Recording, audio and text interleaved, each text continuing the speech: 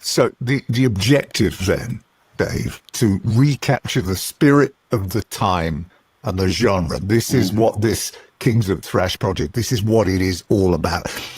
How easy or difficult is it going to be to get that? You know, look, it happened so organically. I mean, exactly as Jeff said, that is exactly the timeline of how it sort of mechanically came together.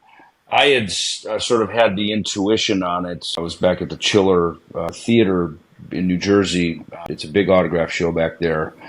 Jeff and I we appear at some of these, you know, mostly the horror conventions, right? Because the horror genre plays well with heavy metal, right? So I'm there at this first time I'd been there, and it was right at the beginning, right as I was out of Megadeth back in 2021, and the band had just come through on tour. Fans were giving me their reviews of the show, and obviously very disappointed I was not there, as they would then lay down mostly "Killing Is My Business" records for me to sign. You know, lots of times just "Rest in Peace" and "Peace Sells." These are the fan favorites.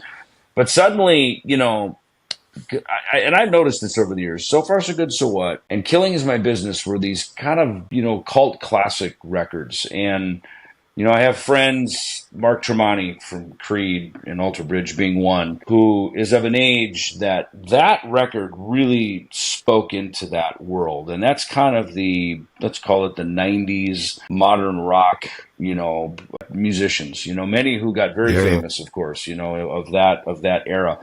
And that was kind of Master of Puppets for Metallica, So Far So Good, So What for Megadeth. You know, these were maybe Among the Living from Anthrax. These are the records that really, you know, inspired them, you know. And so, you know, I think as Jeff and I were reconnecting, it was so cool because the record that we played on, you know, which doesn't often get recognized as, you know, kind of, you know, again, the Rust in Peace, Peace Sells, this big thing.